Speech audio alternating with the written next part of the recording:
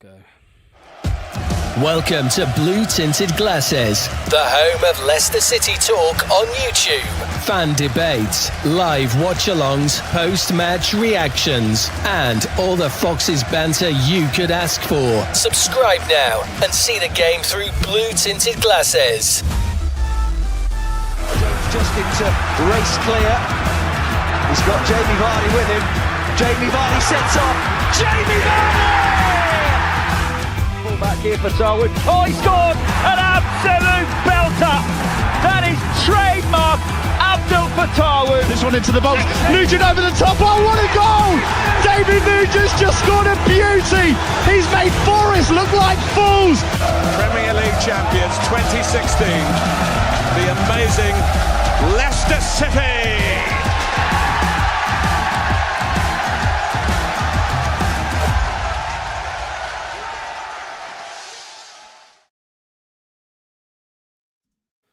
Hello everybody and welcome back to Blue Tinted Glasses. It is Wednesday night, which means it's time for Fox's Den. We will have a fourth with us shortly, Ethan from South Africa. I hope his mum's in the chat like she normally is when he's on, which I always find amusing.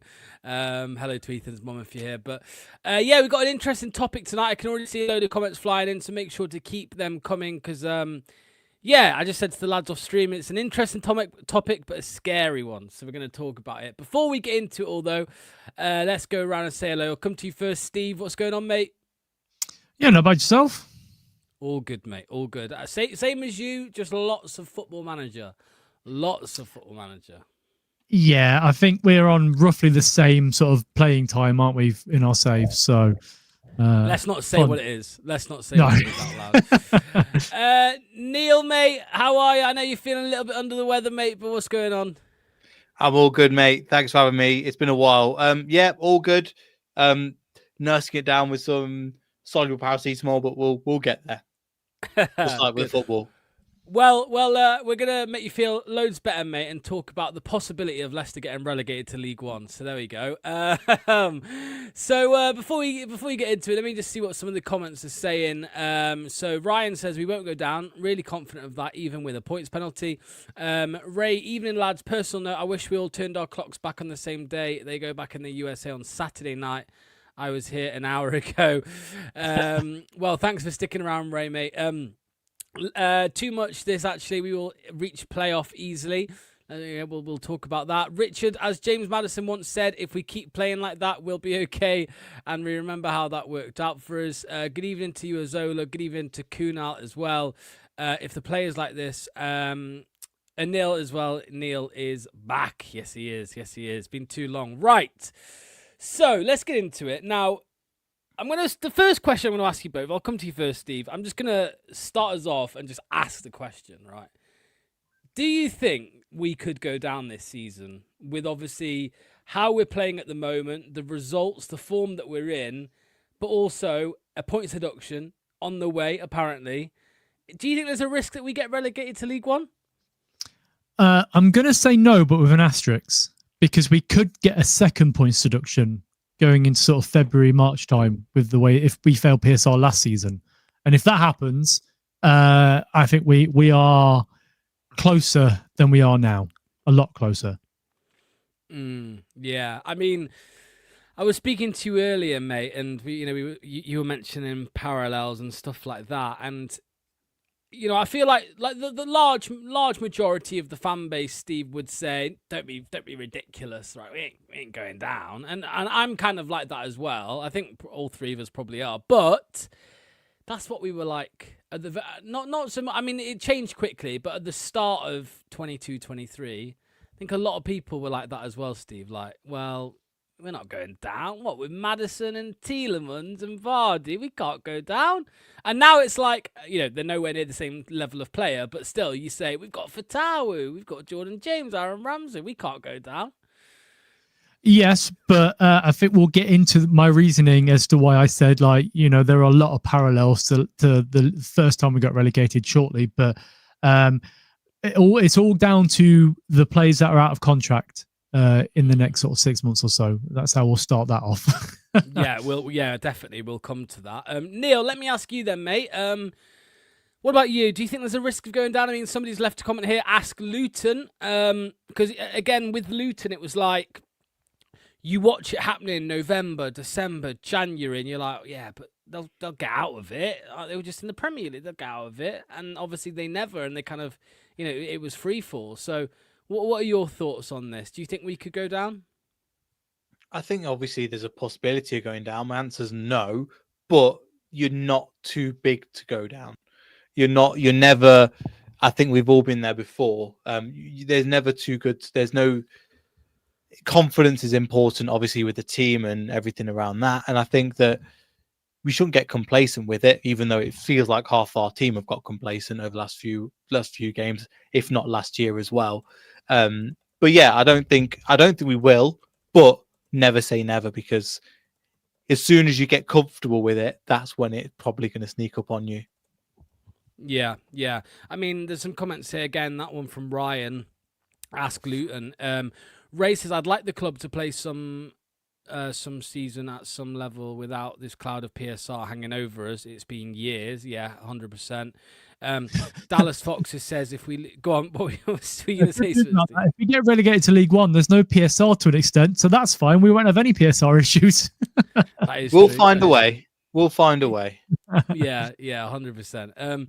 Dallas Foxes says, if we lose to Blackburn, I'll start to get concerned. I mean, just on that PSR situation, just this comment here from Ray, Steve, like, I feel like that's what the club have tried to do this season. When we didn't spend a penny in the summer, they've tried to break the cycle so that next year, next summer, we are out of the woods with PSR, and we've not got that cloud hanging over us, and you can spend a little bit more freely without worrying. I don't know what your thoughts are. Do you think that was the plan? Because that's how I see it.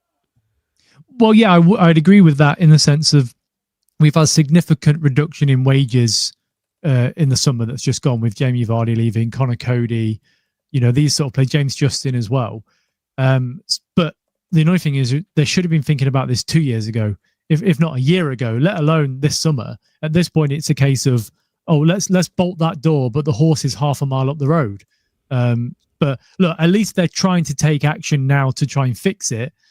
But is it a little bit too late for that?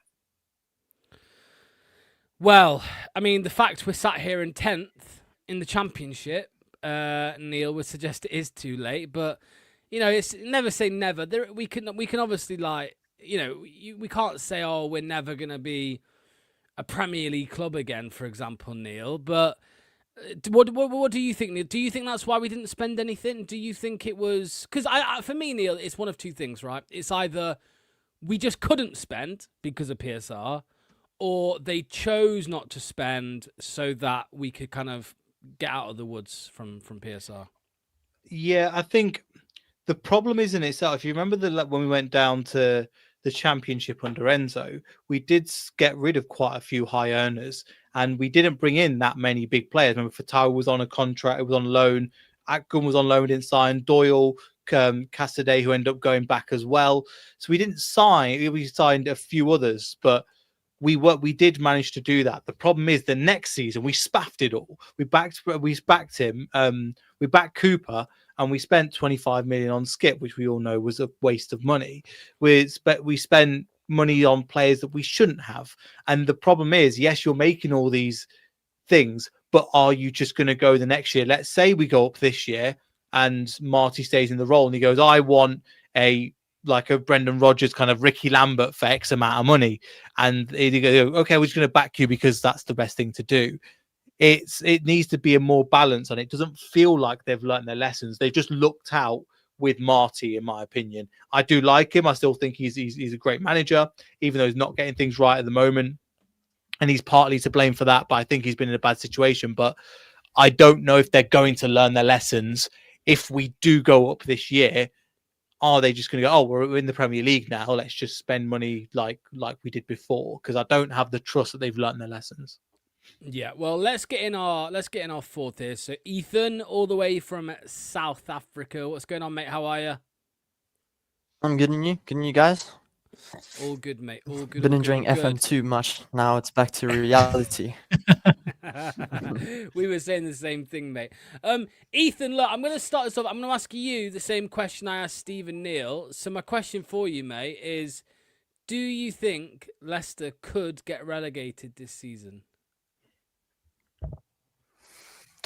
I think it's too early to say. Still a lot of football to be played, but the signs are not looking good right now. A fickle mentality of a squad. What can a points deduction do to them?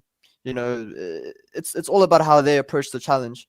I think there's enough individual quality for us to even still push for a top 6 sort of into the season, but at the moment it's not looking good. And to be honest, I think a lot of the fans of Leicester are quite reactionary, right? I think when you see things aren't going so well, you tend to switch up quite quickly, but I don't think it's the end of the world. I don't think it's the end of the world. It is troubling, though. It is quite concerning. Yeah, no, I totally agree. I mean, there's one thing that Neil said, Steve, that I want to say, mate, is, I mean, Neil says, he doesn't trust that they've learnt their lesson. I mean, I always mention the same thing, Steve, when the window shut, I think it was like a week after the window closed this summer. And I remember doing a video just saying, I feel optimistic and I feel like the board might have, learned their lesson on a few things. And then literally I uploaded the video and 4 hours later they gave Thomas a 4-year contract. So what about you, Steve? Do you think they've learned their lesson in any way, mate? Because again, even like with the Whelan situation, I mean, I don't really think Whelan's too much to blame for, isn't to blame for too much. However, when she left and people thought, okay, yeah, this is good. And then 5 days later, they announced BC Game as the shirt sponsor, which upset some people as well. But yeah, do you think they've learned their lessons from 2 relegations in 3 years and PSR, points deductions incoming and players leaving on frees and too much money spent on players? Have they learned their lesson on anything? Do you want the PG version or the after hours version?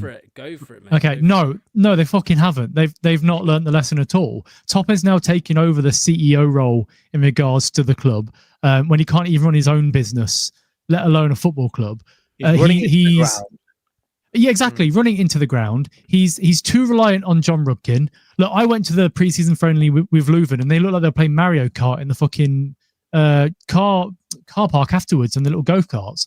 So, no, I don't think they have learned the lesson at all, and they're going to keep making the mistakes because the same people are in charge. The people that are in charge of the asylum are still running it. Then, so unless they bring somebody in to oversee what they're doing, no, because they'll still offer high wages because they still think we're a big Premier League club when we're not. Yeah, well, Isaac says here they never learned their lessons. They should. Fox is on the box says, relegation, no, but I can see us in that 12th to 16th range if we continue to play this way and points deduction. I mean, Neil, Scarls says here, from being the blueprint for many of clubs to now being an absolute shambles. Steve mentioned a point in there, Neil, that, I think we were all concerned about Top as it was, and now he's the CEO, and I feel like it's just like, oh my god, like he's gonna have more work to do, and it's like I don't think I want your hands on it, mate. I think it can always be what I don't like is that if Top had support with a few of the people in the board who would go, look, I don't know what I'm doing, but I'm going to bring people around me that do know what they're doing to take this club to the next level, I'll be absolutely fine with it. The problem is that where it's going is not in a good place. It could always get a lot worse. It's like in the same way people go, get the manager out. It's like, yes, but it can be a lot worse with the manager you get in. It's easy to, for example, it's easy to show a problem. It's harder to show a solution. So when we're saying get Top out, etc., I understand where the people are coming from. I still don't agree with it. I'll be honest. If they brought in a few of the people to help them out, if they got rid of John Rudkin and get in like a Nigel Pearson-esque or a few other people of that ilk that we know that could trust, know the best ambitions for the club and the board, I'd be a lot more happier. And I think a lot of the fans we've seen this year still chanting Rudkin's names out, even after all of that. So the fans kind of know it. I think that it's always easy to go, the problem is this, without knowing. It's always easy to say the problem. It's very hard. It's much hard to talk about the solution. Yeah, I mean, just before you joined, Ethan, when I asked Steve the question about the points deduction, the relegation. I mean, Steve mentioned that there are rumours, Ethan, that we could get 2 points deductions this season. We could get the one from the Enzo season, which we've obviously been charged for, and then we were maybe close to, if not did breach last season as well in the Premier League. So what if we had 2 deductions, Ethan? I mean, then it's looking a little bit, with where we are now. I mean, that would send us bottom right now. If they hit us now, obviously they're not hitting us now, but we would be bottom of the league. And I think you said it, Ethan, the mentality of the squad. If those players see minus 10 points or minus 15 points docked from their position, docked from their total points, I don't trust them players to have the mentality to try and get out of it. In the words of a wise man, it's not looking good, bruv. But yeah, it's really troubling. I think when you look at what's happening off the field, it's an absolute mess, and you often find it where clubs have off-field issues or boardroom fighting, that the football is something that keeps the fan base together. What's happening here is that the results aren't going our way. There's poor football being played. There's a mess at the top level, and us as the customers or the fans are suffering, and that translates onto the players. I do think that if there is maybe 1 point deduction, it's recoverable. 2, it's very difficult, especially if it happens before January. I think if it happens before January, a lot of players will jump ship. You might lose your likes of Fatau, Winks, Ricardo. Okay, I want him to go, but Wout Fast, you're going to lose a lot of bodies, and you're not necessarily going to be able to replace them, or at least replace them adequately. And that's when your season can really start to derail. It is a bit of a shame. I think if our points were deducted at the start of the season, it would have been a bit better. It's because you haven't had any games played. It's still fresh, and it's something that can motivate you. But now we're already 10 games into the season. It's very difficult to now look back on the 2 months that we played and say, okay, we've got 0 points on the board, or we've got negative points now, and it's very tiring on your mental, especially if you're a player playing in 90 minutes in and out. It's very difficult to come back from. Steve, let me come to you then, mate, because it's something that you said. You just mentioned it at the start, and you said it to me earlier on a message. When we talk about parallels between this season and what was it now? Was it 3 years ago now? 22, 23?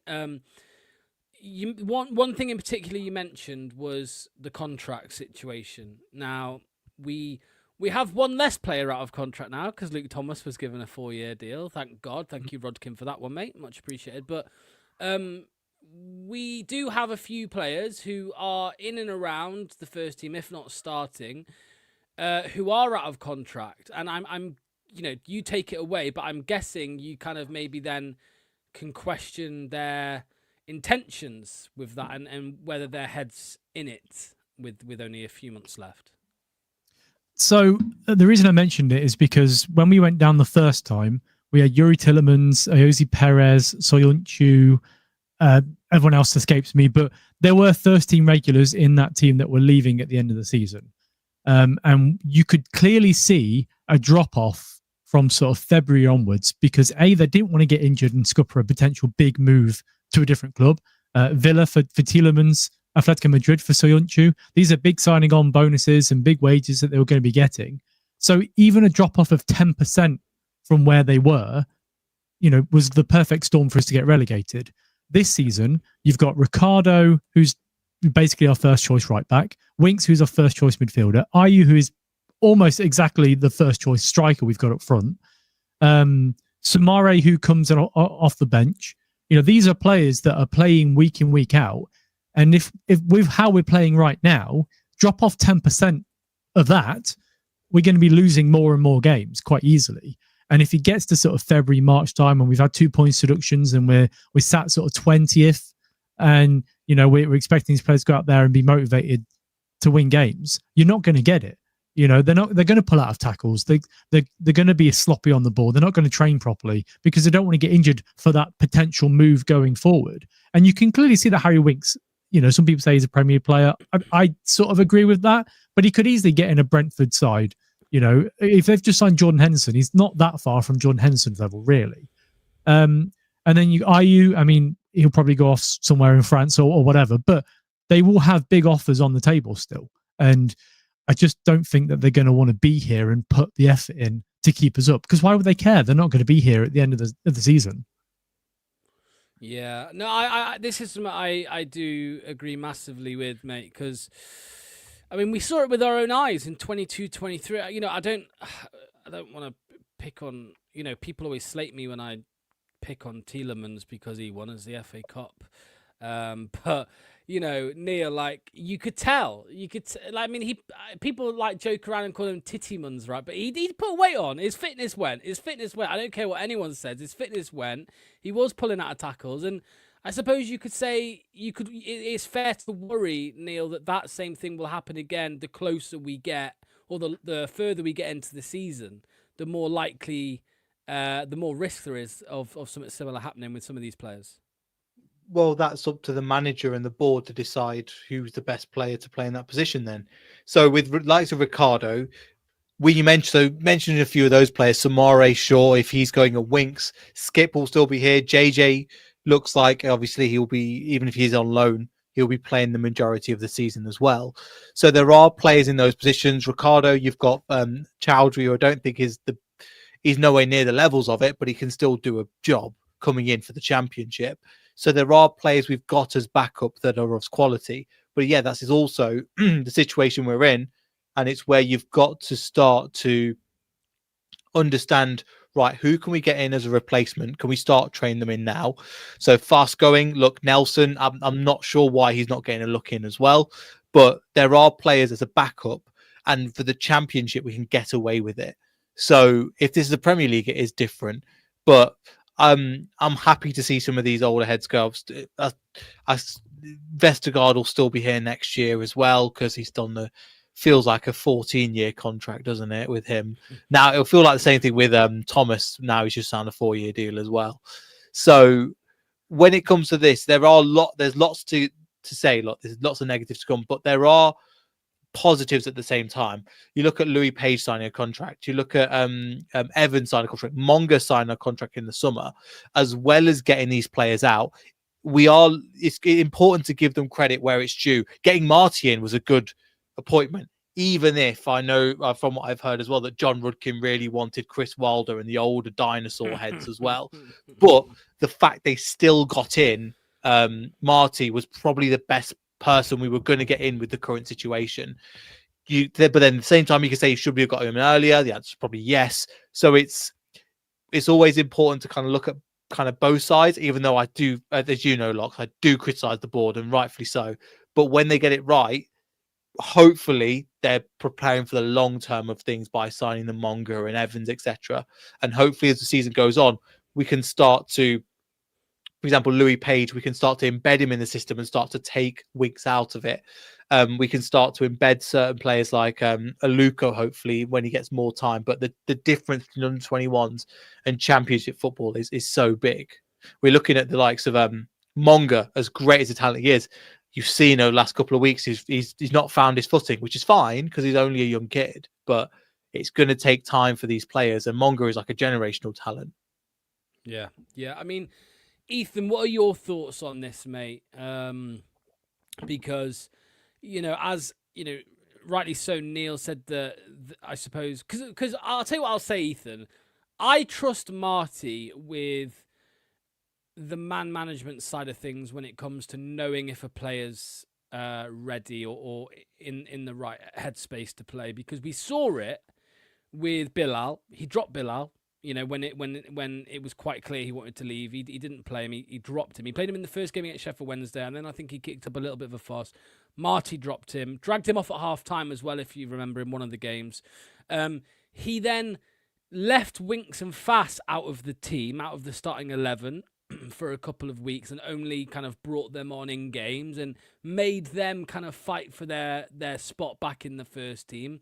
And they did get it. So I would have faith that if let's say Marty thinks that Harry Winks his effort levels have dropped and he's pulling out of tackles or whatever, that he makes that change and he brings somebody else in.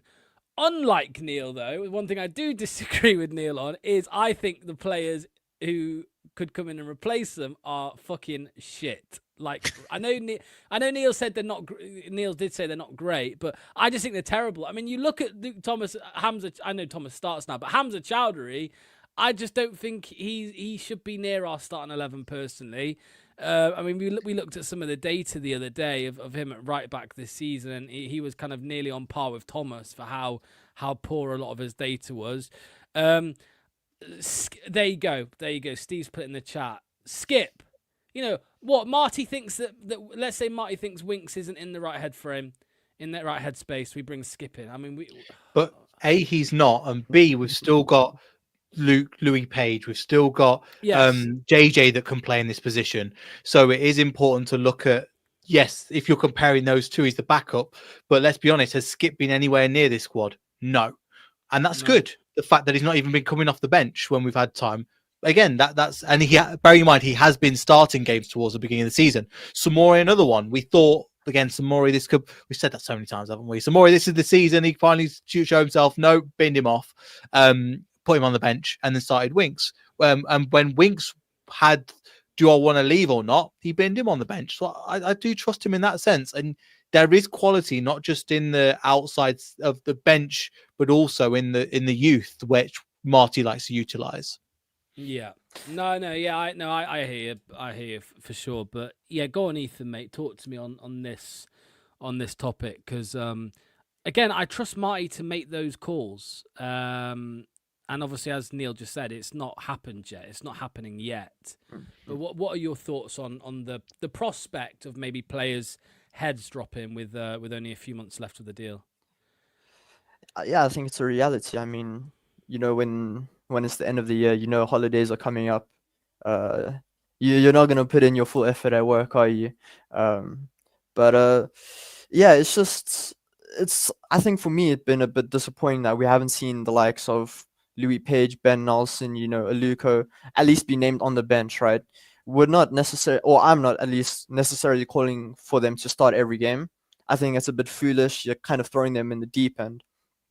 But I also believe that the academy and you know, promoting players within the club is the way that we get out of PSR, is the way that you bring Leicester back to a more sustainable sort of model. And I believe that the academy is good enough. They're producing good enough talents whereby we can get results on the pitch. Aluko, for me, should be starting over Thomas. He doesn't need to play the full match, but he needs to be at least getting minutes in the team. He deserves it. Fars and Vestergaard, whilst they are our best centre-backs, you need to be thinking long-term. Is Fars going to be here next season? And you need to plan your squad accordingly. It's a bit more difficult going forward. You know, you have Jake Evans, Louis Page, Jeremy Manga.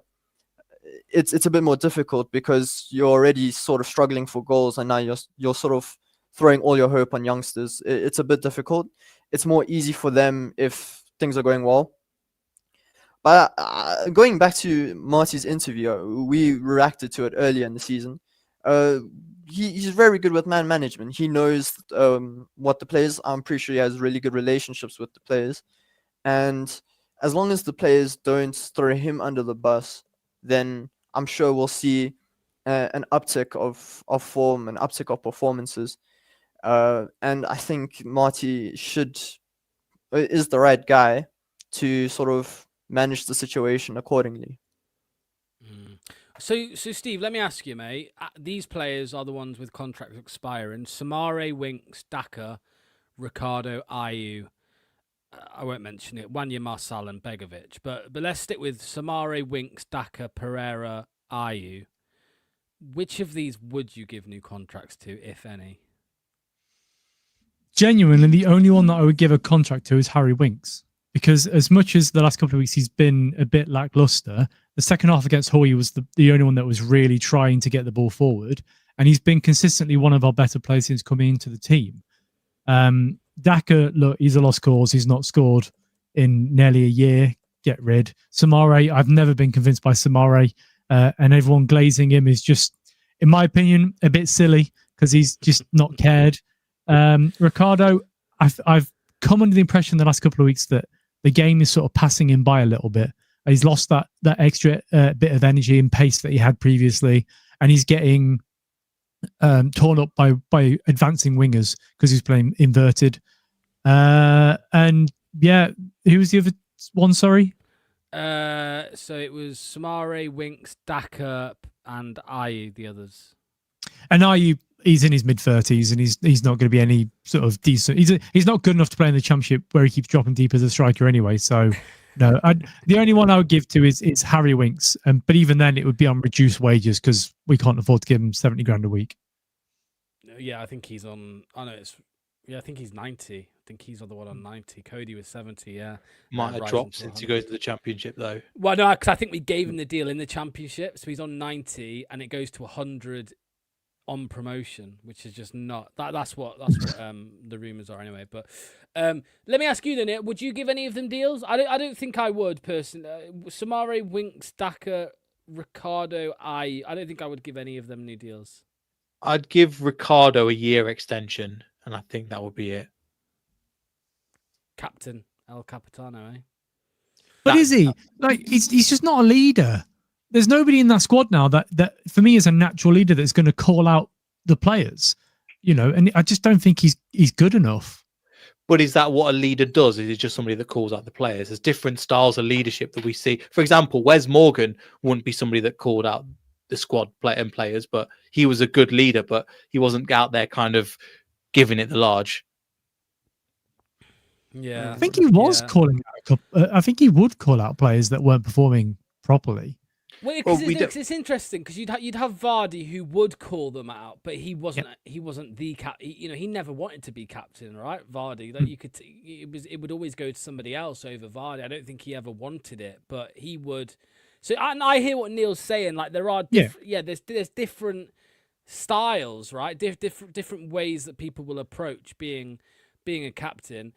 I think I probably agree with you, Steve, that I wouldn't give him a deal. And the only reason I'm going to say that is because I think right now we're in the middle of a half-hearted rebuild at the moment. And I would just rather get rid of all of the, not necessarily the older players by age, but the players who have been here for quite a long time. I just think you need a fresh squad, personally. I know you've got to have some experience there, but yeah, I don't know. I think he's just going to play. Obviously, he's going to play less and less games as the months and years go on. But Ethan, what about you, mate? Any of them players that you would give a new contract to? Samare, Winks, Daka, Pereira, Ayew? If by say April any of them deserve it. If Daka suddenly finds his Moscow form and scores 20, then in the next, then listen, you give them maybe another year to prove, but at the moment, none of them. I just think that you need to start fresh. You can't rely on people who have repeatedly been a part of failures. And yes, there's some sort of learning experience that you get from failure, but the group, you can see they've given their energy and they've given their all, and it's time for a new guard to take charge. Yeah, I think if Daka scored like 20 goals between now and the end of the season, I still wouldn't give him a contract, man, because he's fucking blue balling you. Let's be honest. Next year it'll just be back to fucking Nonsense. If Daka scores 20 goals this season, I'll get his name tattooed on me somewhere. On your 20 league goals, by the way, 20 league goals. It's not happening. On your forehead. Go on your forehead. No, I'm not doing that. No face tattoos. No, I've got to hide it. Right, let me ask you all this then. Let me come to you, Steve. So Lucas did ask it in the chat. How much does this concern you, right? So this was what was doing the rounds over that. Sorry if it's a little bit small, but this is the championship expect points versus expected points. So you can see we are down all the way in 19th. So our expected points are 13.8. Obviously our true points are 17. Looking at the top of the league, obviously you've got Coventry, who are deserved, leaders at the moment. They've had a great start to the season, but you've also got Ipswich, Southampton, and Birmingham. 3 teams there who were all fancied to be right at the top, in the pre-season. Their data, and I know some people don't like data, to all the oldies in the chat, apologies. I know Planet Earth, you're one of them, no offense, but no, I'm joking. You might be, you might not, but these teams are, if you look at the data, it would suggest they are, I don't know, unlucky or maybe that they will come good, whatever way you want to look at it. Whereas we, Steve, we are outperforming our XG, and you could say that it's unsustainable and we could drop even further if we carry on as we are. How much does this concern you, Steve? It does concern me, and actually I read somewhere that our highest XG for a player is Yannick Vestergaard this season. That's more concerning. How can a defender be our highest XG when we've got, Fatuwu and Monga, Mavididi, whoever's up front, lucky guess. But yeah, it just clearly proves that we are as much as we are overperforming, we are underperforming at the same time. I think our XG is quite poor because we have a certain right winger that likes to cut inside and try a certain shot every 6 minutes per game.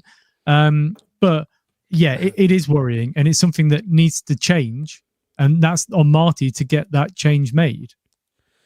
I'll ask you the same question, Neil, because Paul says here as well, like, never mind the stats, just watch. Like, we failed the eye test as well. Like, it's not just the data, right? We failed the eye test as well as the data. Yeah, but we all know that there's a reason why that is. Marty's still new, still figuring it out. Some of these players still need binning off. So it's not like, we're going to continue down this path. There is a chance of that, but that's where the manager has to switch it up. Listen, even if we finish in that position, we still don't get relegated. So then again, we were talking about, can Leicester be relegated? Yes, they could, but we still would be safe. It can get better, but it can get worse. And I think it was more likely to get better than get worse from here and for the next couple of months. Insert the Mick McCarthy meme, eh? It can't get any worse. It can. What about you, Ethan, mate? Because Neil goes through the data often, and it's a big talking point at the minute, especially amongst the fans who are Marty out. But because we have regressed, right, Ethan? Like we were better in the opening few games than we are now, in my opinion. Some might disagree. Some might say we're just maybe things aren't. Just we're getting unlucky or whatever you want to call it. But I think we are worse than we were. So how, do you have faith it will get better? Yeah. Confidence is a huge thing. One win is all it takes. And you can start to really snowball. A lot of the players, they're not really getting hope. A lot of them are sort of hiding from responsibility. You're looking at the more senior players as well, right? Your likes of Ayew, Ricardo, Winks. These guys really need to step up and be a real sort of role model for everyone else, right? They need to set the standards. And when the standards are so low across the whole team, you don't have anyone to really look towards to really spark something up. And for me, I watched the highlights a couple of times to see, how things could change and how could we play better. And it's small moments, right? It's if Thomas maybe doesn't pass it back and maybe just runs 5 yards, right? You put the opposition under pressure. It's maybe Monga taking on one man and laying off a pass instead of trying to dribble another one. So it's small moments like this in games that ultimately win and lose you games. Um, but you need someone that will really galvanize the team. And for me, in the last couple seasons, that was Vardy. And to not have him here, right? To not have that sort of figurehead to look towards, it's really hurting the team. And yeah, it's bad, but all you need is like a win. Last season when we had that really good result against Brighton, we saw a slow uptick of form. Yes, it was a bit late, but there's still a lot of football to be played. Yeah, I mean, Steve, there's been plenty of comments like this over the last couple of weeks. Actually, no, before I say that, let me just bring this comment up.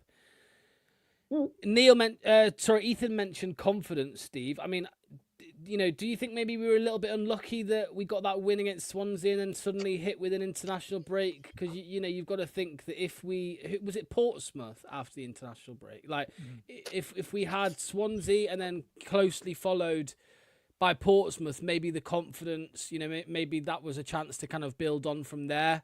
Because I think I said in a video before the Swansea game, like, if you lose, it's the perfect time for an international break. If you win, it's the worst time because you want to keep the momentum going, and we didn't even have a chance to build up momentum. Well, yes and no. I think the actual Swansea game itself, it was a bit of a strange one because after they scored, they went for it, which meant that they were piling players forward to win the game, which meant that there was more space for our players in behind the back, and that's why we scored 2 more. Yes, I don't think the international break helped. I think having Portsmouth up on a Tuesday or a Wednesday night after that game would have been better. But, it falls the same for every team at this point. There are teams that are going well that got stopped by that momentum of the international break. There are teams that weren't going well that were sort of begging for it.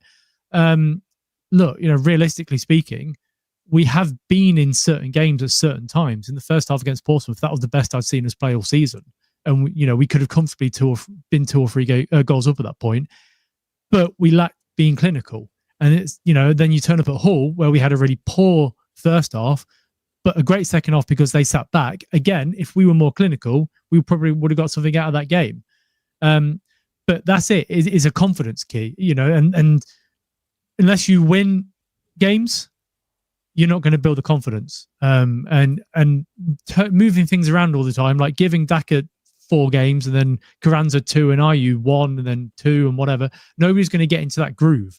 So you need to realistically pick a team that you think is going to win the game and stick with it for 2 or 3 games in a row and hope that they'll get to learn each other properly, that they'll pick up on certain movements of the striker and then build on it from there. But the chopping and changing doesn't really help. Would you say that we're not there at the moment though? Because we started off with Skip and Samori, etc. They've been come out of the team. Apologies, got hiccups at the moment. And then now we've started. I could see with Ramsey in the team, Fatawa in the team, potentially Mongo or Mavididi. Striker, we're not quite set, but JJ's in the team, Winks in the team. That is kind of the settled. Vestergaard's in the team, Solagic's in the team. Majority of it's pretty settled now. Yes and no. So if you go from the Portsmouth game to the Hull game, there were still changes in that team because of the 2 games in 7 days or whatever with Ramsey and Ricardo dropping out. So there were still changes there. Then it came to the game against Millwall and there was changes again. So, and I understand that there's probably going to be more changes now because Ramsey's injured going forward and how long he's out for, we'll find out in a couple of days. But look, Marty just needs to say, this is my starting 11 and not change it. Give Ricardo, I don't care if Ricardo gets injured again. Like, he's not going to be here anyway, in my opinion. So just play him. Play him for half the game and then drop him out. But then you bring in Hamza Chowdhury, who is clearly not good enough at right back for the job that he wants to invert. So we play more defensive, and then we invert Luke Thomas a little bit more, who is awful at that. Like, just pick a side for 3 or 4 games and just play with that. But you can't risk injury. If you injure Ricardo, then you're stuck with Hamza Chowdhury. So then you're in a lose-lose situation. No, But I agree with if you don't pick Ricardo, he could get injured anyway. He could get injured in a game and be out for 6 months, 4 months, or whatever. So just take the risk. Yeah, I agree with Steve. go on, Ethan.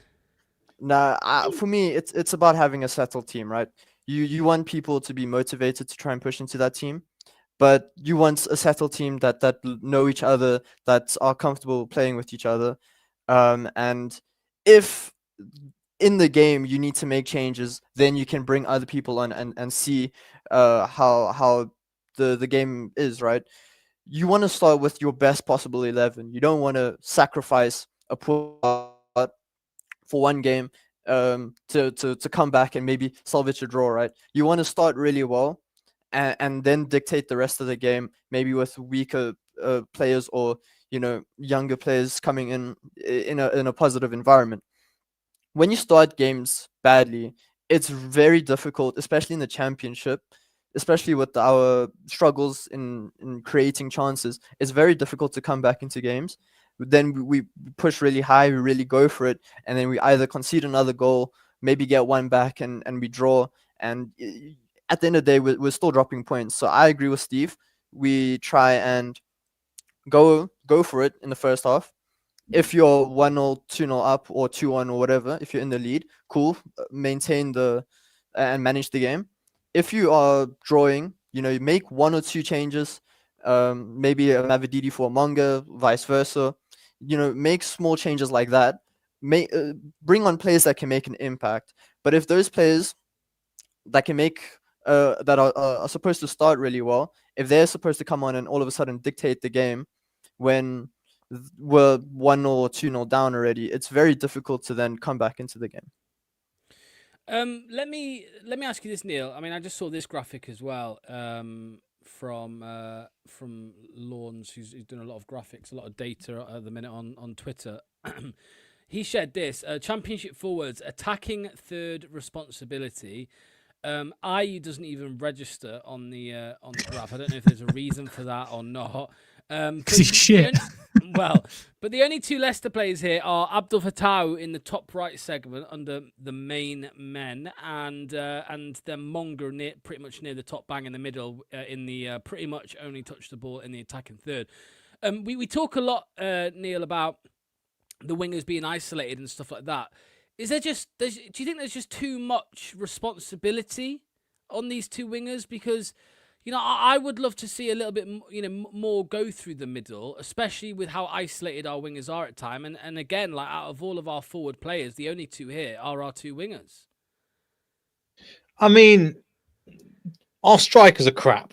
That's the problem. All three strikers, let's be honest, aren't good enough at the moment.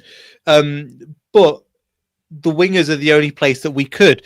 But now we've got Ramsey and Bellingham, JJ and Ramsey. We'll see what happens with Ramsey later on down the line if he's actually a long-term injury. But you can start to see where he starts to fit into team. He's only been in, again, he got, red card in the first 17 minutes. We've barely seen him, and he still scored a couple of goals during the time. So let's say he's, heaven forbid, he's not injured and he comes good in the team. I could see him being in that chart towards the end of the season.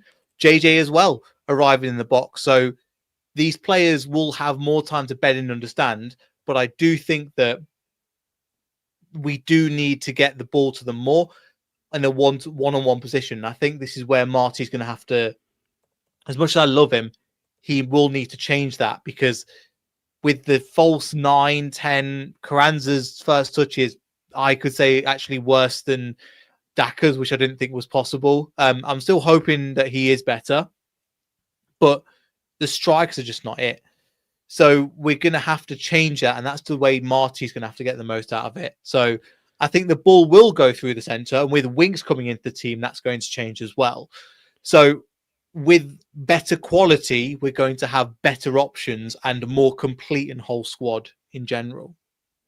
And if I come to you, Ethan, on top of that, there's a comment here from Anil, which is very interesting. Marty has never had a striker hit double digits as a manager. It's a system thing. So that would probably back up what a lot of people are saying. Ethan, he needs to change the system. So, it's a tactical issue at the moment. Yeah, I think when you you want to play the sort of Barca way and have a false nine. You sacrifice goals from your striker, and you need him then to accommodate and make up for it in other fields of play. Ayew is not doing that. Daka's not doing that. Carranza's not doing that. If you are going to go for a more, I won't say direct, but a more, forward, very aggressive style, very, get it to the striker, get it in behind the lines. I think that's what our strikers are more accustomed to, right? You want to play through Daka so that the only touch he has is a shot. You want to play through Carranza so the only touch he has is a shot. So it's not necessarily, I won't say a problem with the system, right? If you have a really technical player, if you have the right player for the role, we don't have that player, so it does need to change. If you, for instance, I'm gonna get absolutely flamed for this, but if we had Dwight McNeil, on the wing, right, just pumping balls in, I feel like our strikers would score a lot more goals. I feel like they would have more than a combined 2 goals, 1 goal across all of them, and that's not the strikers' fault that they're getting no service. It is a system thing, but it's not like the whole system needs to change. It's just the striker needs to stay up. Maybe there needs to be some supporting runs, and you just play the final through ball. It's not a complicated sort of change that Marty needs to make. Can I just say that, just come back to on that, if we were to play, and this sounds like really Brexit ball, but it's not meant to be, but not a 4-4-2 necessarily, but two up front, you'd get the best out of Kranz, who plays better in a two up front role, and you get the best out of Daka, who did really well in Switzerland or wherever it was, Salzburg. We've talked. I understand that Erling Haaland was a strike partner, so that sort of takes away from it a little bit. But if you play on both up front and then have the wingers putting the ball in the box, we will likely score more goals. I mentioned this to Locks beforehand, and we saw this against in the last game, and it went horribly wrong. I think it was more of a 3-5-2, but in general, we played that two up front. I thought, okay, this is an opportunity to see, because Daka and Carranza were both on the pitch. Both of them didn't really do anything, and they didn't really gel. So I'm with you. I wish it would work, because I'd love the idea of maybe Daka dropping deep or somebody else drops. So you use the pace of Daka and the physicality of a Carranza, and potentially that is a partnership that can develop. But from what I've seen, and I was one to mention to Locks before on the transfer deadline, going, this could work. This could two up front could work with the old school. But Daka's confidence, I've never seen a player with less confidence. And Carranza, I'm hoping Carranza can come good, but I've not been impressed so far. My expectation was higher than what he's delivered. Yeah, same here. Right, the last thing I want to just talk about is, and it is going to be the case, while we're in bad form, of course, and a lot of talk and a lot of debates online. Let me come to you first this time, Ethan. The manager, Marty, I know we've touched on him already, but how bad do you think it would need to get before his position is untenable? Because I think the board will want to stick with him for as long as possible. For two reasons, really. I think they don't want to look like idiots again, having to sack a manager after they sacked two in the last 12 months. I think they want to back this guy personally. I just think maybe they're waiting until maybe next summer, for whatever reason. Clearly, Top has an erection for this type of football, as we know. And yeah, I don't know, mate. What do you think? Because I said the other day on a stream, Ethan, that if we got a points deduction and we're sat in the relegation zone, I feel like they're going to pull the trigger. They'll panic. So how bad do you think it would need to get, Ethan, before they do that?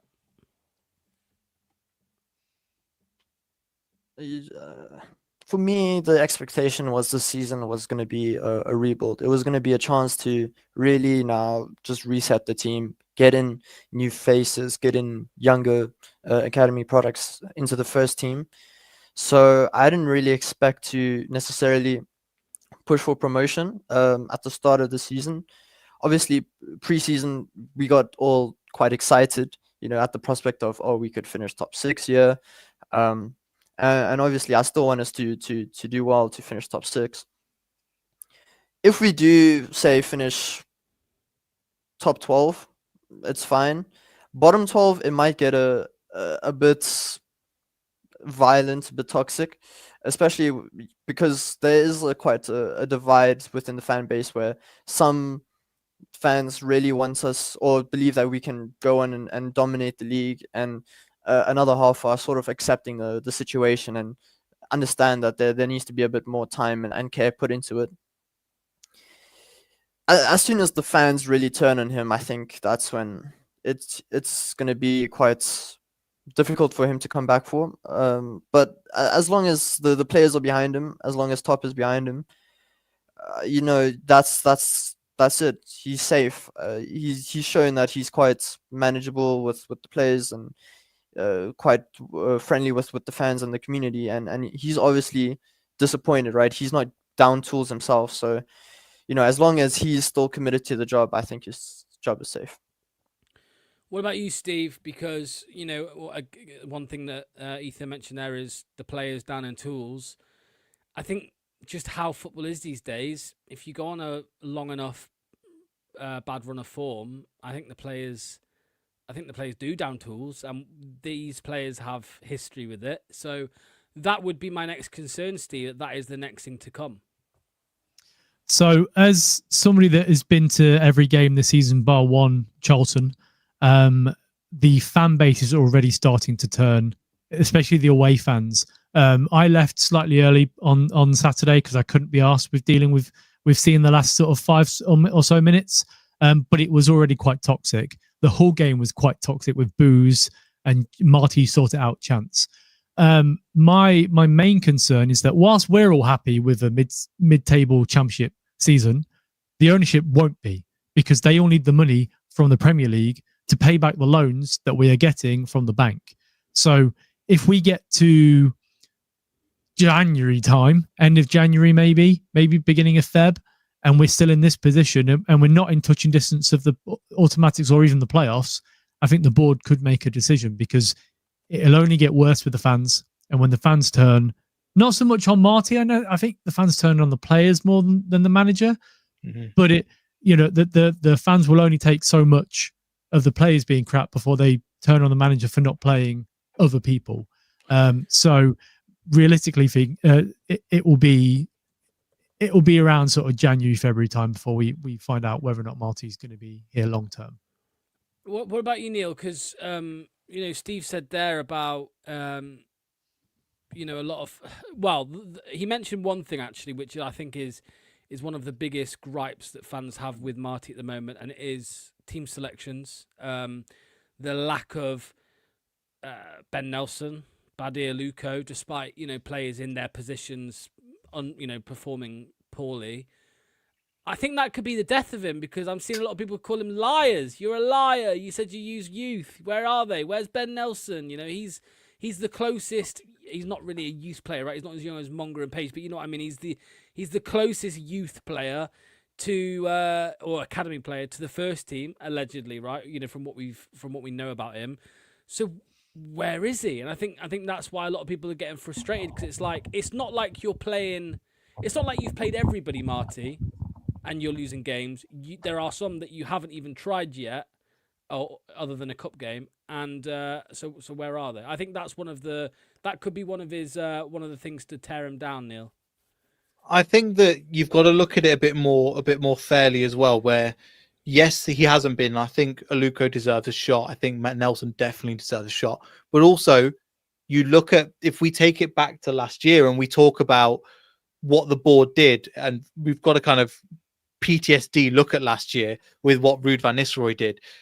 He should have gone a long time ago, but they gave him so many opportunities when he didn't deserve them. Let's be honest. He should have gone. The fact Monga should have been playing more beforehand. Evans should have been playing more way beforehand as well. So I don't know if they do. They just, and I agree with Steve as well, where I think they're turning on the players and they're turning on the board. I think Marty is the player. I think we feel it from the outside as managers is the kind of crux of everything, but they're more angry at the players they've seen this before, and the board just kind of shuts their eye, pretend like nothing exists. So when it comes to this, I think, yes, he has been playing those players, but who has he been playing? Monga's been getting a lot more minutes this year and has been starting recently, even though he's not been that great over the last few games, which is absolutely fine. Silko Thomas has got a few minutes as well now. Page got minutes earlier in the season. Looks like he's dropped out. So we are seeing a change in that time. So I just don't... It's always easy to say that it's the manager's fault. And I think there's a lot of things that are going wrong, but I think that just playing the youth when the youth isn't ready. We saw what happened to Luke Thomas. One of the reasons why he's so crap is because we threw him into the first team from the under-18s, and we are part of a reason why his career didn't really take off, because we threw him in. He did okay for a couple of games. He got an assist against the first game. I think it was against Sheffield or something. And now he's a shadow of a player he used to be. We just don't want to have that to happen. There's a reason why Louis Page signed a contract, went into the under-21s, and eventually will come back into the first team. Well, we don't know, but he's disappeared for now. I think it's about looking things more at the long term when, again, as I mentioned, football is so reactionary. Why are we not playing this? However, I still do agree. I think looking at the current form, I don't see why the likes of Nelson is not getting minutes. Yeah. I mean, I personally think VK will be the next one to start. It won't be straight to a Luco, but you know, if he plays Thomas, then he plays VK. Is VK out of contract this summer? He's got one more year, I think. After one more year. Okay. So I mean, it sounds crazy because he's fucking terrible, but he is probably a sellable asset, right? Like you could probably get up to 10 million for him. There will be someone who pays it. So, someone, I don't know. We'll see. But go on, Ethan. I'll let you finish us off, mate. What about you? Because there's a few comments here, like Chester Leicester says sacking Marty now would be ridiculous. There was another comment which said Marty out, so you can see the split. But then there was another comment here which said, let me find it. If we fire Marty, I'm done. I'll watch the Tigers. What do you think, Ethan, mate? Do you think it's far too early to even talk about it, or do you think there is genuine cause for concern and for sacking, if you like? Yeah, it's still too early in the season for me. We've seen what players can do playing his sort of football. So if you can consistently play that sort of way, then we'll do really well. Just speaking on the younger players, they don't necessarily need to start every game, but I think that exposure to first team football is good for their development. We saw it with Page at first, right? He came on 10, 15 minutes, 5 minutes. We saw it with Evans last season, 5 minutes here, there. And this exposure to first team football is really good because it's sort of a reality check for them, and they can go and work on it themselves. So for me, it's just about them getting that exposure, maybe sitting on the bench, just learning, right? It's a learning experience for them. We're not expecting them to really come into the first team and change things straight away. With Marty, it does need to change. Obviously, the sport is a results business. But I still have faith that he'll be the guy that will turn things around. So do I, mate. So do I. By the way, VK still has 3 years left on his deal. That can't be right. Actually, I think it is. No, he signed in 2023. No. Yeah, I think Victor had a 5-year deal. I think Victor had. But he's not. He's been here. Oh God, let's have a look. I'll tell you now. His contract expires in June 2028. Yeah, so he has 2 years. 2 years from next summer. 2 years. So there you go. You out there, Steve, mate? Looking for my noose. I'm looking for the noose. It's up there with Luke Thomas on a 4-year contract, eh? Yeah, 100%. Planet Earth says Victor hasn't been tested in this division yet. Obviously, Steve said earlier, Thomas has done. His confidence is shot. I mean, I was speaking to Nick from the Sheffield United Way on Sunday, and I mentioned Thomas, and he said, "What? He still plays for you?" And I was like, "Mate, we just gave him a 4-year contract." And he was like, "Oh my God." So that's all you need to know. I'm not saying Marty is the second coming, but the club needs a period of stability. Give him at least a few transfer windows. Yeah, people think I'm in love with Marty. I just think I think he's like a good manager. I don't think he's a great manager. I don't think he's anywhere near a great manager or even a really good manager. I just think he's a good manager, and time will tell. Of course, time will tell. At the minute, it's not looking good, but I agree with Ethan. I have trust that he will turn it around. Okay, we're going to end it there. Thanks to everybody in... Yeah, Locks and Marty forever, yeah. We're going to leave it there. Thanks to everybody in the comment section for getting involved in the live chat. I'll give last comment of the night to Chester. If we sack Marty, just pack up the bags at Seagrave and forget the club. There's no way people want this guy out already. Players are the issue. Marty has to improve 100%, but this is a rebuild.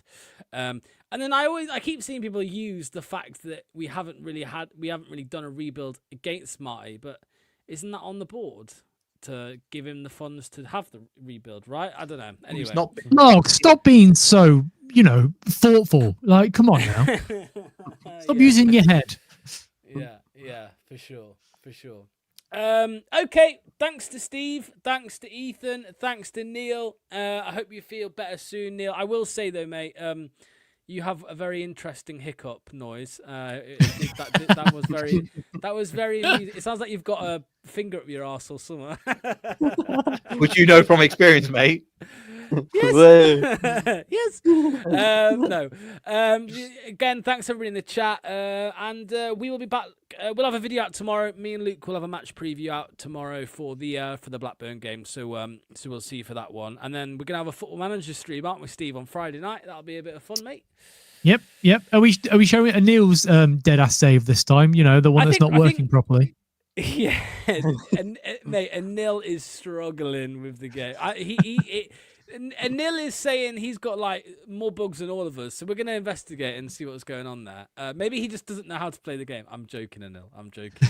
But anyway, I was going to say something else. No, I thought Steve will just like show a bit of everybody's. That'll probably be you show me, I'll show you mine. You show me yours, I'll show you mine. That's how it goes. Yeah, there you go. Is that the what's it called? The membership stream? Yeah. BTG After Dark. Yeah, after dark. Cheers, everybody. We'll see you all soon. See you tomorrow for the preview. All the best. Enjoy the rest of your evening. Bye-bye. No more 200 grand, but our new sponsors, The Beautiful Frame, have smashed it with this Jamie Vardy piece. It's unreal. They're a local Leicester business as well, which makes it even better. And not just City, they do prints for other clubs as well. So it's perfect if you are stuck for a birthday or Christmas present for one of your friends or family. Now, the best bit, they have sorted BTG viewers out with a discount.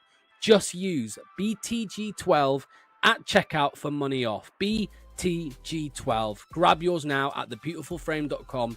The link is down below.